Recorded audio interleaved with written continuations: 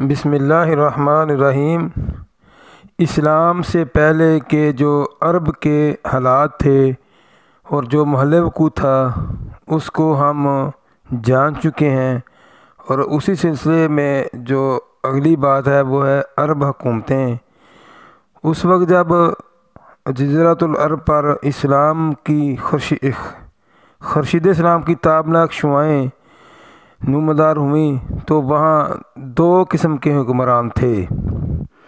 ایک حکمران جو تھے وہ تاج پوش بادشاہ تھے جو در حقیقت مکمل طور پر آزاد خود مختار نہ تھے، اور دوسرے قبائلی سرداریاں تھیں جو اختیارات اور آزادانہ طور پر خود مختار تھے۔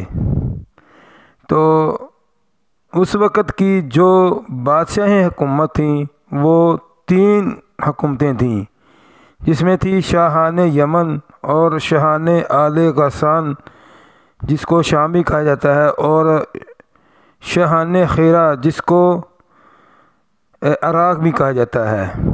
تو سب سے پہلے ہم جانیں گے کہ یمن کی بادشاہی کیا تھی، کیونکہ یمن میں ہم پہلے پڑھ چکے ہیں کہ قوم عریبہ کے دو قبائل تھے، ایک تھا حمیر اور دوسرا قحطانی تھے۔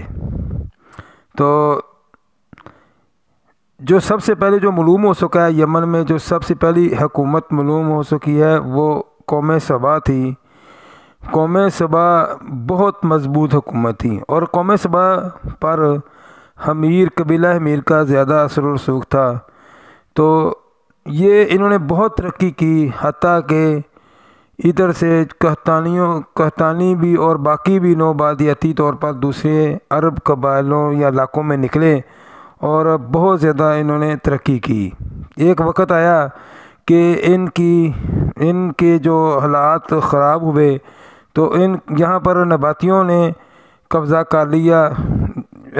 نباتیوں نے صرف حجاز پر قبضہ جما لیا اور شام، مصر وغیرہ وہاں پر قبضہ کر کے ان کے جو نوبادیاتی لوگ دوسری طرف آباد ہوئے تھے ان کو وہاں سے نکال دیا۔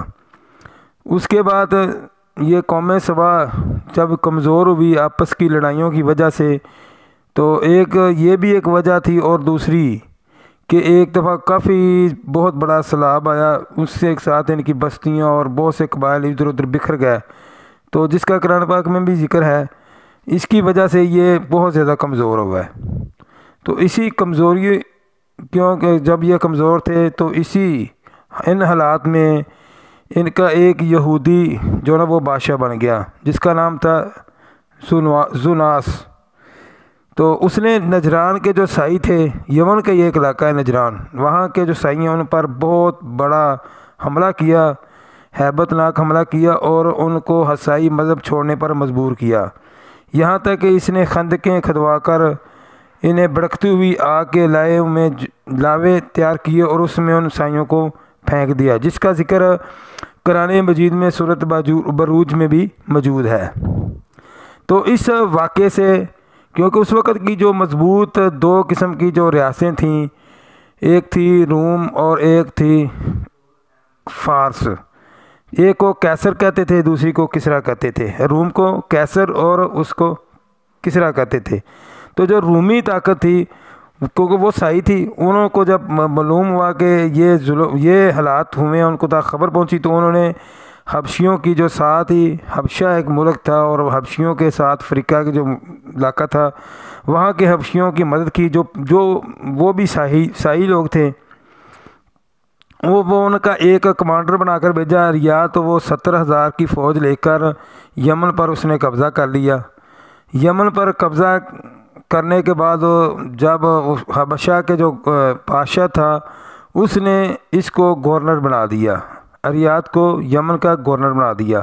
تو اس کا ایک کمانڈر تھا ابرہا، تو اس کو موقع ملا تو اس نے اس کو قتل کر دیا، قتل کر خود وہ گورنر بن گیا۔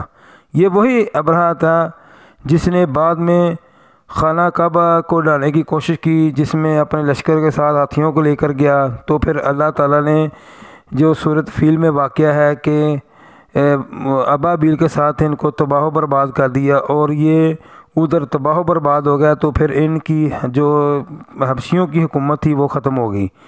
پھر وہاں کے جو لوکل لوگ تھے، جو مقامی یمن کے لوگ تھے، انہوں نے حکومت قائم کر لی۔ وہ حکومت انہوں نے فارس کے لوگوں سے مدد بھی طلب کی حبشیوں کے مقابلے کے لیے۔ تو ایک وقت آیا کہ فارسیوں نے پھر ادھر اپنا ایک گورنر بھیج دیا۔ ان کی کمزوریوں کا فائدہ اٹھاتے ہوئے فارسیوں نے ایک اپنا ادھر گورنر مقرر کر دیا۔ پھر یکے بعد دیگر کیسرا کے جو مختلف گورنر ادھر آتے رہے اور وہ حکومت کرتے رہے یمن پر۔ تو ایک وقت آیا کہ پھر ان کا جو آخری بادشاہ تھا، گورنر تھا، اس کا نام تھا بزان۔ تو اس نے پھر جب اسلام کی شمع روشن ہوئی تو دعوت پہنچی یمن میں، تو اس نے پھر اسلام کا قبول کر لیا، اور اسلام قبول کرنے کے بعد یمن جو ہے وہ اسلامی ریاست کا ایک علاقہ بن گیا۔ ابھی ہم جانیں گے ہیرا کی بادشاہی کیا تھی۔ ہیرا یہ عراق کا ایک سرسبز شاداب علاقہ تھا جو دریائے فرات کے بستیوں وادیوں میں تھا۔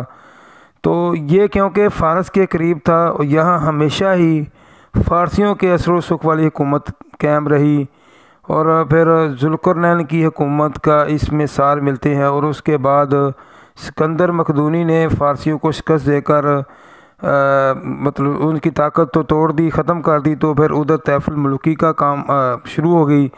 اس کے بعد جب قحطانی قبائل یمن سے ہجرت کی، وہ اس علاقے میں آباد ہوئے، تو وہ کافی مضبوط ہو گیا۔ اور اس کے بعد عدنانی قبائل، وہ بھی جو حضرت اسماعیل علیہ السلام کی اولاد میں سے عدنان تھا، عدنانی قبائل، وہ بھی ہجرت کر کے اس علاقے میں آ گئے، اور پھر انہوں نے اس علاقے کو اپنا جب مسکن بنایا تو وہ مضبوط ہو گئے۔ مگر اس کے بعد فارسیوں کی جو ارد شیر جو ان کا سب سے مشہور ساسانی حکومت کی جو حکومت بنائی، تو اس نے یہاں پر اپنا قبضہ جما لیا۔ تو اس نے یہاں پر قبضہ جما کر حکومت کرنے کی کوشش کی، تو اس نے دیکھا کہ یہ عرب قبائل کسی کے قابو میں نہیں آ رہے، تو یہ اس کے لیے بھی مسائل پیدا کر رہے ہیں۔ تو اس نے کوشش کی کہ یہ عرب قبائل کا کسی سردار کو اس نے بادشاہ بنا دیا، اور کچھ اپنی فارسیوں کی حکومت اس کے پاس رہنے دی۔ تو اس کا یہ ہوا کہ اس نے اس پر حکومت بھی اپنی قائم رکھ لی، اور اس کو لڑائی بھی نہیں کرنی پڑی زیادہ دیر تک۔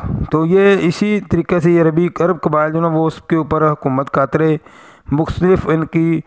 مختلف قبیلے مختلف وقت میں وہ آپس میں لڑ بڑھ کر بادشاہ بنتے رہے، اور پھر دوسرے جو ان کی اطاعت بھی کرتے رہے۔ اسی طرح کی حکومت چلتی رہی۔ اور پھر ایک وقت یہ آیا کہ جب کیسرا کا جو شہر تھا اس کے ہاتھ میں جب حکومت آئی، تو اس کو ان سے کافی نفرت ہوئی، اس نے بہت ان کا نقصان پہنچایا، اور ان کے بادشاہ جو نعمان تھا، نعمان بن منظر، اس نے برطرف کر دیا، اس کی مطلب کہ اپنے پاس بلا کر جیل میں ڈال کر اس کو قتل کرا دیا۔ تو اس نے پھر اپنی مرضی سے دوسری حکومت قائم کر دی۔ جو وہ دوسری حکومت قائم کی، اس کے بدلے میں ہانی بن مسعود کو اس کی حکومت قائم کر دی۔ تو وہاں اس نے حکومت کرنی شروع کر دی۔ تو اتنی دیر تک اس کی نسل جب یہاں پر حکومت کر رہی تھی، تو ذیقار کے میدان میں درمیان بہت زیادہ لڑائی ہوئی، کیسرا کے اور ان کے درمیان آپس میں جب لڑائی ہوئی، تو پھر یہ عرب قبائل دوبارہ قابض ہو گئے۔ بنو شیبان نے، یعنی کہ جو عرب قبائل کا جو مشہور تھا، اس نے حکومت کی۔ تو یہ اس وقت حکومت کرتے رہے جب تک حضرت خالد بن ولید رضی اللہ عنہ جو نا انہوں نے اس علاقے پر حملہ کیا اور اسلام کی شمع روشن کی، تو انہوں نے قبضہ کر لیا، اور یہ بھی علاقہ مسلمانوں کی حکومت میں شامل ہو گیا۔ ابھی ہم جانیں گے کہ شام کی جو بادشاہی حکومت تھی آل غسان، ان کی کیا سچویشن تھی، کیونکہ یہ رومیوں کے زیادہ قریب تھے۔ تو یہ جو عرب قبائل تھے جو یمن سے ہجرت کر اور حجاز سے ہجرت کر ادھر آباد ہوئے تھے، ان کے قبیلہ تھا قزا، ان کی جو چند مختلف شاخیں تھیں، انہوں نے وہاں پر حکومت کی، جن کا مطلب بنو سلیم بن حلوان وغیرہ، انہوں نے وہاں پر حکومت کی۔ اور اس وقت رومیوں اور فارسیوں کا آپس میں لڑائیوں کا بڑا زور تھا۔ تو انہوں نے ہمیشہ رومیوں کے ساتھ ہی، کیونکہ یہ ان کے قریب بھی تھے، اور رومیوں کے بالکل ان کے ساتھ اتحاد کیا، اور اسی طرح حکومت کرتے رہے، حتیٰ کہ ان علاقوں پر رومیوں کا اثر و رسوخ رہا۔ تو یہ عرب قبائل مختلف وقت پر مختلف جو قبائل ہیں وہ حکومت کرتے رہے، اور یہ سارے آل غسان کی اولاد ہی میں سے تھے۔ آل غسان تھے یعنی کہ قحطانی تھے، یہ ادھر وہی انہوں نے حکومت کی، اور پھر رومیوں کے یہ ہمیشہ رومیوں کے زیر اثر رہے، حتیٰ کہ ادھر رومیوں کا قبضہ ہو گیا۔ پھر وقت آیا کہ حضرت عمر رضی اللہ عنہ کے دور میں یرموک میں جنگ ہوئی، اور آل غسان کا جو آخری حکومت بادشاہ تھا جو عیسائیوں کے زیر تسلط تھا، اس نے جبلہ بن اہیم اس نے اسلام قبول کر لیا، اور یہ علاقہ بھی اسلام کی مسلمانوں کی حکومت میں شامل ہو گیا۔